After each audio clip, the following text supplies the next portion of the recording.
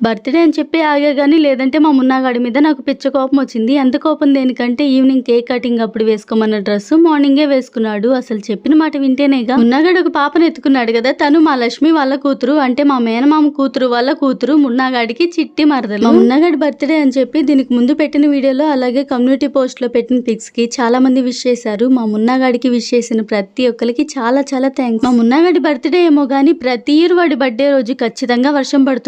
ఆ వర్షంలో కూడా తడుచుకుంటూ మా కీర్తి, చిన్నారి, లక్ష్మి వీళ్ళందరూ వచ్చారు మా వాడి కోసం. అంతా ఓకే గాని మా చెల్లి వెంకట వాళ్ళు కూడా ఉన్నట్టయితే ఇంకా బాగుండేదే అనిపించింది. కానీ ఏం చేస్తాం, వాళ్ళకేమో పద్దాకా రావడానికి కుదరదు కదా. ఇక నా తమ్ముళ్ళు ఇద్రీస్, మహేష్ వాళ్ళైతే వాళ్ళు వాళ్ళ వర్క్కి వెళ్ళొచ్చి కూడా నేను చెప్పానని చెప్పి నా మాట తీసేయకుండా వర్షంలో కూడా తడుచుకుంటూ వచ్చినందుకు నాకైతే భలే హ్యాపీగా అనిపించింది. మా మున్నాగాడి పక్కన ఉన్నారే వాళ్ళిద్దరు మా మున్నాగాడి వల్ల బెస్ట్ ఫ్రెండ్స్ అనమాట. ప్రతి ఇయర్ ఎవరున్నా లేకున్నా వీళ్ళు మాత్రం ఖచ్చితంగా ఉంటారు. ఇక మా హేమశ్రీ అయితే వాళ్ళ అమ్మ కొనుక్కోమని ఇచ్చిన డబ్బులతోటి మా మున్నాగాడికి చాక్లెట్ తీసుకొచ్చి ఇచ్చింది. అది కూడా ఇచ్చినట్టే ఇచ్చి తర్వాత తనే తినింది. మున్నాగాడు మా వదిన కాళ్ళకి దండం పెడుతుంటే వాడి చిన్నప్పుడు అంటే మా శివాని అంత ఉన్నప్పుడు నేను వాళ్ళ ఇంటికి వెళ్ళి వచ్చేటప్పుడు మా శివాని నన్ను ఎంతగా విసిగిచ్చిద్దో సేమ్ మా మున్నాగాడు కూడా మా వదిన అలాగే విసిగిచ్చేవాడు. అయితే నాకు ఇన్ని ఇయర్స్ లో మా మున్నాగాడిని చూసినప్పుడు ఫస్ట్ టైం నాకు అనిపించింది, అరే మా మున్నాగాడు అప్పుడే ఇంత పెద్దోడు అయిపోయాడా అని చెప్పి. ఇక మా వదిన అయితే మా మున్నాగాడి కోసం ఒక స్మాల్ గిఫ్ట్ కూడా ఇచ్చింది. సర్లే గానీ వీడియో నచ్చితే ఒక లైక్ చేయండి, మర్చిపోవద్దే.